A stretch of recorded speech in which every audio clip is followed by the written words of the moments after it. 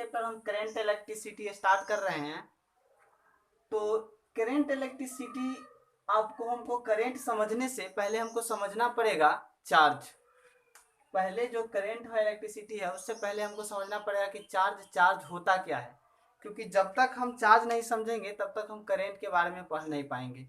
क्योंकि हम लोग तो क्या है यहाँ पे कि सबसे पहले हम लोग चार्ज को डिफाइन करेंगे कि charge is the fundamental property of matter. Charge is the fundamental property of matter due to which it produce and experience electric and magnetic effect. Charge क्या है? फंडामेंटल प्रॉपर्टी ऑफ मैटर है। Matter तो आप लोग समझ ही रहे हैं, solid liquid gas. तो एक क्या है, मैटर का एक फंडामेंटल प्रॉपर्टी है। यहाँ पे जो वर्ड आ रहा है फंडामेंटल, इस फंडामेंटल का मतलब हुआ कि जैसे मान लीजिए कि अगर मैटर है तो मैटर आपको बना है एटम से, और एटम के अंदर में भी हुआ क्या, इलेक्ट्रॉन प्रोटॉन। तो वो सब चीज जो छोटा छोटा जो इलेक्ट्रॉन प्रोटॉन वो सब क्या है, फंडामेंटल, ठीक है, प्रॉपर्टी है उस मैटर का। ठीक है, तो ज्यादा इसके डीप पे नहीं जाएंगे। जो क्या करता है कि प्रोड्यूस करता है इलेक्ट्रिक और मैग्नेटिक इफेक्ट को, और एक्सपीरियंस करता है कि अगर मान लीजिए कहीं पे चार्ज है तो इसके सराउंडिंग में कितना इलेक्ट्रिक फील्ड होगा, ये सब। तो ये सब में डीप में ज्यादा नहीं जाएंगे, तो सिंपल समझेंगे कि चार्ज क्या है, फंडामेंटल प्रॉपर्टी है किसका, मैटर का। ठीक है, charge it is generated by Q, इसको हम लोग क्यू से डोनेट करते हैं। और ऐसा unit of electric charge is coulomb, इसका ऐसा यूनिट होता है इलेक्ट्रिक कूलम का, इसका चार्ज का कूलम। जैसे हम लोग हर एक चीज का ऐसा यूनिट जानते हैं कि कुछ ऐसा यूनिट होता है, उसको मेजर करते हैं उस यूनिट में। जैसे आप डिस्टेंस को मीटर में बोलते हैं, टाइम को सेकेंड में बोलते हैं, उस सिमिलरली यहाँ पे जो हम लोग चार्ज को जो हम लोग क्या बोलते हैं, कूलम। यहाँ पे इसको Q इक्वल टू एनी एक फार्मूला लिखे हैं, जो आपको चार्ज के प्रॉपर्टी से इसको हम बताएंगे भी कि फार्मूला आया कैसे। तो अभी आपको सिर्फ यहाँ पे समझना है कि Q इक्वल टू एनी। यहाँ पे Q क्या है, चार्ज, और यहाँ पे N क्या है, नंबर ऑफ इलेक्ट्रॉन, और E क्या है, चार्ज ऑफ वन इलेक्ट्रॉन। और वन इलेक्ट्रॉन का यहाँ पे हम चार्ज लिखे 1.6 × 10⁻19 कूलम। और कभी कभी आपको जो चार्ज है जो आपको दूसरे यूनिट में दिया रहेगा, जैसे आपको 1 मिली कूलम। जैसे हम लोग डिस्टेंस भी बोलते हैं कि 1 किलोमीटर, तो हम लोग बोलते हैं ना कि 1 किलोमीटर में 1000 मीटर हुआ। सिमिलरली यहाँ पे क्या है कि अगर कभी दे दे आपको कि 1 मिली कूलम है, तो वहां पे हम लोग इसका मतलब समझेंगे कि 10⁻³ कूलम हुआ है। ठीक है, 1 माइक्रो कूलम, इसको क्या बोलते हैं, माइक्रो कूलम। ठीक है, आप नोटबुक में अपने से लिख लीजिएगा ये सब कि 1, ये क्या हो गया, 1 माइक्रो कूलम, मतलब क्या होगा, 10⁻⁻6 कूलम। तो here in this formula Q equal to any, तो हम लोग समझेंगे कि फार्मूला को हम लोग यूज कैसे करेंगे, इस पर न्यूमेरिकल कैसा आता है। ठीक है, तो अगर आपको दे दे कि ये कोई कंडक्टर है और इस कंडक्टर से आपका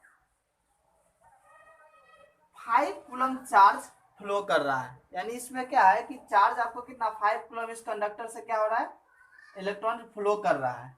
ठीक है, तो आपका पूछा जाएगा कि कितना इलेक्ट्रॉन गया होगा, कितना इलेक्ट्रॉन फ्लो किया होगा। मतलब समझिए कि एक कंडक्टर है, अगर इसमें हम चार्ज को फ्लो करा रहे हैं, बोले कि 5 कूलम चार्ज इसमें फ्लो कर रहा है, तो उसमें पूछा कि नंबर ऑफ इलेक्ट्रॉन कितना फ्लो कर रहा है, तो उसको हम लोग क्या करेंगे, इस फार्मूला का यूज करके हम लोग निकाल लेंगे। क्योंकि यहाँ पे जो 5 कूलम बोले, तो यहाँ पे Q का वैल्यू दे दिया, और E का वैल्यू हम लोग जानते हैं 1.6 × 10⁻19। और हम लोग क्या करेंगे, Q इक्वल टू एनी जो फार्मूला है, Q इक्वल टू एनी, उसको लगा देंगे। हमको निकालना क्या है, नंबर ऑफ इलेक्ट्रॉन, तो Q/E कर देंगे। और यहाँ से हम लोग क्या करेंगे, Q का वैल्यू पुट कर देंगे और E का, और वहां से नंबर ऑफ इलेक्ट्रॉन निकाल लेंगे। तो इस तरह के न्यूमेरिकल पर भी हम डिस्कस करेंगे, अभी तो बेसिक है सब। There are 2 types of charge, type का चार्ज का टाइप्स पढ़ रहे हैं। दो तरह, बंद करो यार। चार्ज दो तरह के होते हैं, एक पॉजिटिव चार्ज और एक नेगेटिव चार्ज। ठीक है, तो हम लोग समझेंगे कि पॉजिटिव चार्ज बॉडी क्या होता है और नेगेटिव चार्ज बॉडी क्या होता है। ठीक है, तो पॉजिटिव चार्ज बॉडी क्या हुआ, ऐसे तो आप लोग जानते हैं कि इसमें पॉजिटिव है तो ये क्या हो गया पॉजिटिव चार्ज बॉडी, इसमें नेगेटिव है तो क्या हो गया नेगेटिव चार्ज बॉडी। लेकिन इसको डिफाइन कैसे करेंगे हम लोग कि पॉजिटिव चार्ज बॉडी है और ये नेगेटिव चार्ज बॉडी है, तो हम लोग समझेंगे। तो आप लोग जानते ही होइएगा कि इलेक्ट्रॉन क्या होता है, इलेक्ट्रॉन जो क्या होता है नेगेटिव होता है, और प्रोटॉन क्या होता है, जो प्रोटॉन है वो क्या है पॉजिटिव होता है। ठीक है, तो हम लोग जानते हैं कि किसी भी बॉडी से जो निकलता है वो क्या निकलता है, इलेक्ट्रॉन निकलता है। तो समझेंगे कि अब अगर इसको हम बोले कि ये पॉजिटिव चार्ज बॉडी है, इसका मतलब क्या है कि नंबर ऑफ इलेक्ट्रॉन जो है, number of electron is less than number of proton. मतलब क्या हो गया, यहाँ पे जो नंबर ऑफ इलेक्ट्रॉन है इसमें क्या है नंबर ऑफ प्रोटॉन से क्या है कम है। मतलब क्या हुआ कि यहाँ पे कि जैसे देखिए अगर हम एक सिंपल एग्जांपल लेके हम समझेंगे, जैसे सोडियम है, तो सोडियम में अभी नंबर ऑफ इलेक्ट्रॉन कितना है 11 और नंबर ऑफ प्रोटॉन भी कितना है 11। लेकिन अगर यही क्या करता है ना कि एक इलेक्ट्रॉन को या क्या कर दे रहा है लूज कर दे रहा है, मतलब एक इलेक्ट्रॉन इससे अगर निकल जा रहा है, तो मान लीजिए कि अगर एक इलेक्ट्रॉन इससे निकला तो इस पर कौन सा चार्ज आ गया पॉजिटिव चार्ज, क्योंकि एक इलेक्ट्रॉन इसमें से निकला तो अपना नेगेटिव लेके निकला था, यहाँ पे क्या आ गया पॉजिटिव। तो अब इसके पास कितना इलेक्ट्रॉन हो गया 10 इलेक्ट्रॉन, और प्रोटॉन कितना हो गया 11। प्रोटॉन तो जितना है उतना ही रहेगा, लेकिन इलेक्ट्रॉन क्या हो गया 10 हो गया। तो इसीलिए यहाँ पे क्या है कि नंबर ऑफ प्रोटॉन क्या है greater than number of electron. तो कौन सा चार्ज बॉडी हो गया ये पॉजिटिव चार्ज हुआ। तो ये हम केमिस्ट्री समझाएं तो वही है, सिमिलर ही है कि जहाँ पे नंबर ऑफ इलेक्ट्रॉन क्या हो less than number of proton, उस बॉडी को क्या बोलेंगे पॉजिटिव चार्ज बॉडी। यानी क्या हुआ कि जो इलेक्ट्रॉन को लूज किया, ये क्या कर रहा है लॉस किया है, इलेक्ट्रॉन को क्या किया है लॉस किया, इलेक्ट्रॉन को क्या किया लॉस किया है। और एक क्या जो बॉडी नेगेटिव चार्ज बॉडी को क्या बोलेंगे इलेक्ट्रॉन को क्या किया है गेन किया है, मतलब वो इलेक्ट्रॉन को पाया है। ठीक है, जैसे हम लोग समझेंगे यहाँ पे कि इलेक्ट्रॉन को जिस इसमें क्या हो जाएगा ना, इसका क्या हो जाएगा कि number of electron greater than number of proton. क्योंकि देखिए कि अगर ये गेन किया है मतलब क्या उस पर इलेक्ट्रॉन आया है, यानी क्या हो गया तो क्या हो जाएगा उसका नंबर ऑफ जो इलेक्ट्रॉन की संख्या है वो क्या हो जाएगा इंक्रीज कर जाएगा। क्योंकि हम समझेंगे यहाँ एग्जाम्पल से कि जैसे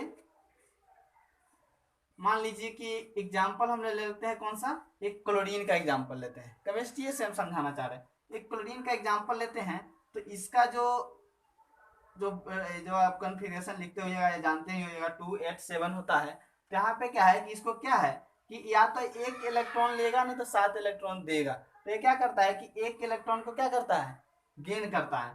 मतलब क्या है कि अगर इस पे कौन सा चार्ज आता है माइनस, अभी अगर ऐसे लिख रहे हैं तो क्लोरीन सिंपल लिख रहा है तो इसमें कितना है 17 इलेक्ट्रॉन है और 17 प्रोटॉन है। ठीक है, लेकिन अब क्या कि एक माइनस चार्ज आ गया, मतलब क्या है कि इस पे एक इलेक्ट्रॉन क्या हुआ है ऐड हुआ है। तो क्या हो गया, तो इससे क्या बन गया एक इलेक्ट्रॉन अगर इसमें हम ऐड कर दे रहे हैं तो क्या बन गया मेरा क्लोरीन माइनस। तो अब तो क्या हो गया मेरा, अब जब इसका लिखेंगे तो इसमें 18 इलेक्ट्रॉन हो जाएगा और 17 प्रोटॉन। तो यहाँ पर देखिए नंबर ऑफ इलेक्ट्रॉन की संख्या ज्यादा है, मतलब क्या होगा कि कौन सा चार्ज बॉडी है नेगेटिव चार्ज बॉडी हो। तो सिंपल कुछ नहीं है, बस सिंपल समझना है कि नेगेटिव चार्ज बॉडी मतलब क्या gain of electron, positive charge body मतलब loss of electron. Neutral charge क्या होता है, न्यूट्रल चार्ज बॉडी क्या होता है।